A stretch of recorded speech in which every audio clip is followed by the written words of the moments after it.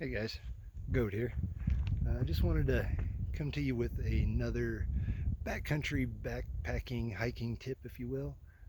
Just a little bit of information that I have picked up in my travels and what works for me based on my personal experience.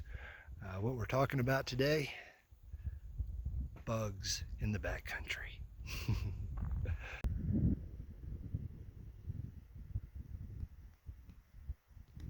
Gorgeous, absolutely beautiful, just simply spectacular.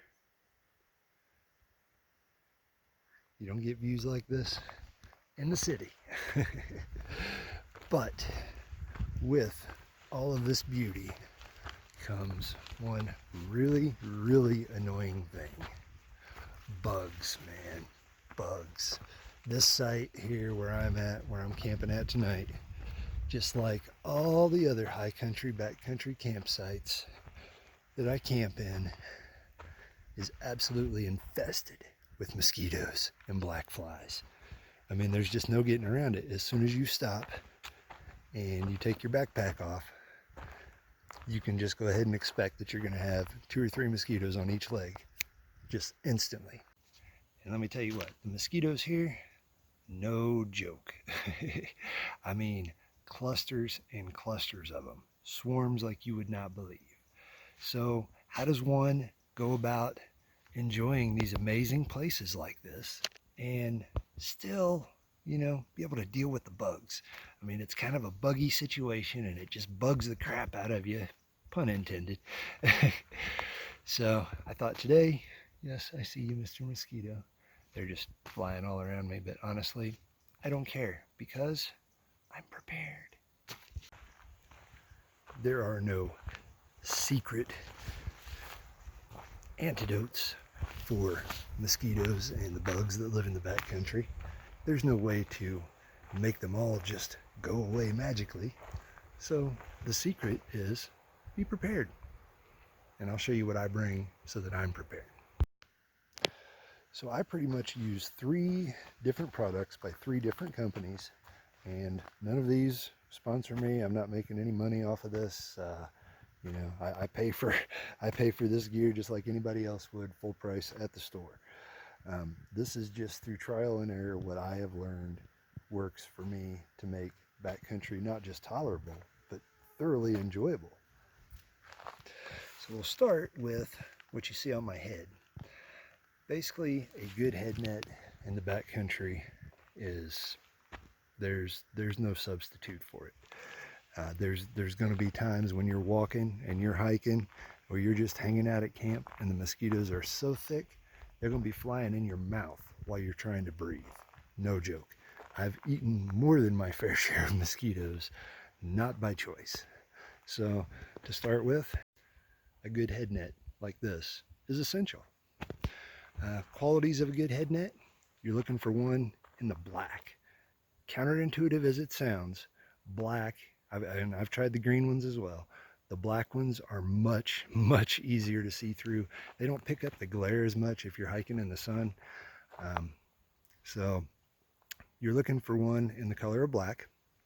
You want one that the holes, the netting, is going to be small enough that the mosquitoes can't actually fit their little biters, their little blood suckers through. So you want to, I'll put it this way. There are the $2 variety head nets, which we own, which do not keep the mosquito stingers out of your face. And then there's the $6 to $10 head nets that we own that do.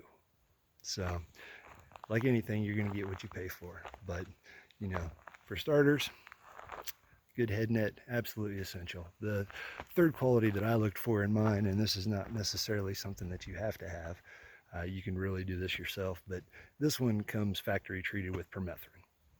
Permethrin is a natural bug, mosquito, tick, black fly repellent, and it is all natural. It comes from a flower, and so you can actually buy permethrin and treat your clothes, which I highly recommend you do if you're going to be spending significant time in the backcountry. That is the secret to keeping the ticks off of you. With clothes that have been treated with permethrin, mosquitoes, ticks, things like that, they'll still land on you, but as soon as they get a taste of it, they gone. So yeah, a good head net, absolutely essential. The second essential that I will not go into the backcountry without is my Ben's 100% DEET. Yeah, you read that right. 100%. And if you look real close, it's actually really only 98.11. I cannot find anything that is a higher concentration of DEET. Now, here's the thing. DEET, it's made with DEET. We all know DEET is not healthy for us. So I use DEET in combination with the head net, in combination with my clothes that have been treated with permethrin. And when I do that, here, let me just show you. Okay, take a look. From the neck up, protected by the net. From the neck down, all the way down, we are protected by clothes, gaiters, that have been treated with permethrin. So what's that leave? Exactly, just the backs of my hands. So a tiny little bit of DEET squirted right on the back of your hands or into your palms and then rubbed over your hands. Once I do that, I've got my net on, I've got my gear on. The bugs can no longer get me. At that point, I am 100% protected. And I can tell you, I've been backpacking in some places with people that were not prepared.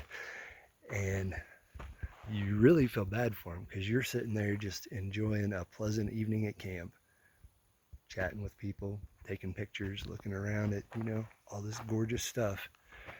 And they are spending all of their time and energy fighting off the bugs. So when I see that, my heart kind of feels bad for them. So then I break out the third thing that I bring that is my secret weapon against the mosquitoes. Now I'm sure by now you guys have noticed the piece here in the middle. This is a Thermacell backpacker version of the mosquito repeller. And this actually runs off of the fuel canister. The fuel canister that you carry for cooking your food, if you carry a canister for cooking food.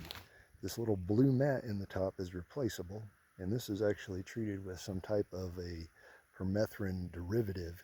And what happens is you screw this onto your stove, turn it to on, flip the little switch to light it, and it actually ignites a tiny little burner inside of there.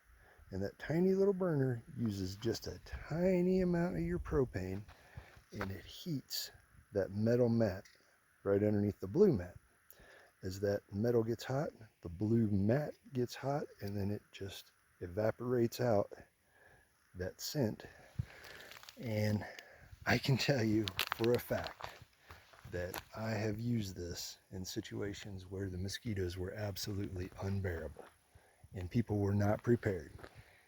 And by the time it became effective, everybody noticed the difference. In fact, this was probably one of the biggest things I was asked about during my time section hiking the PCT.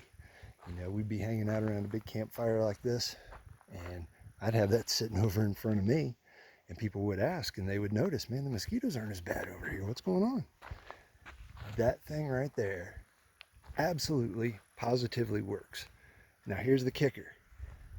It emits a scent. So if it's a windy day, like it is today, the wind keeps blowing, it's kind of swirling from all directions, that scent is going to go up and it's going to immediately be carried off to, who knows, Mount Adams maybe. I don't know. So on a windy day, that item is not effective. Does not work at all. I've tried. Secondly, they are not effective immediately. It doesn't go into effect, like you don't turn it on and poof, every mosquito just magically runs away.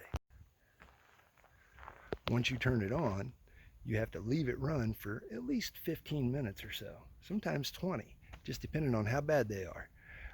If you have a still evening, not much wind, and you have turned that on and you've let it run 15-20 minutes, you can come back into that area and sit down, and at that point you can take this guy off and you can just kick back and relax, because the mosquitoes leave that area. It creates about a, I don't know, I want to say maybe a 20 square foot area around it where the mosquitoes just, they don't want to be around it. They leave. Now, if you have somebody that leaves that mosquito-free zone and then comes back, oh, rest assured, there's going to probably be somebody, another mosquito is going to ride in with them, is going to follow them. He won't hang around long. Once that mosquito that follows that person back into the bug-free zone gets in the zone, I've watched it happen time and time again. They don't hang around. I mean, literally within 15-20 seconds, they're buzzing off somewhere else, which is exactly what you want, the mosquitoes to buzz off. Well, there it is, folks. That is my secret combination for being able to survive in the backcountry when I am surrounded by thousands of mosquitoes. And I mean, let's face it, this is their home. I'm the one trespassing. I can't be mad at a mosquito for doing what a mosquito does where a mosquito lives, right? So, yeah, that is how I survive. That is how I more than survive. That is how I enjoy my evenings in camp and my mornings as well. Those 3 items right there: a good head net, some DEET. Like I said, the one thing you can't see there, my clothes are treated with permethrin, which you can pick up at about any sporting goods store. And then the old secret weapon, the thermocell. So stinking beautiful. Ain't no way I would let some bugs, some blood-sucking little vampire bugs at that, keep me away from this. Ain't happening. Well, hopefully this information was helpful to you. Maybe this will help you survive a night in the wild. Maybe you love to come out and see places like this and you just can't deal with the bugs and you just aren't sure how to deal with it. So, alright, well, hopefully you enjoyed the video. Hopefully you learned a little bit. If you like this video, go ahead and hit that thumbs up button. And yeah, hey, get out there, go on an adventure, go hike in the backcountry, and don't let them bugs keep you out of there. Take care.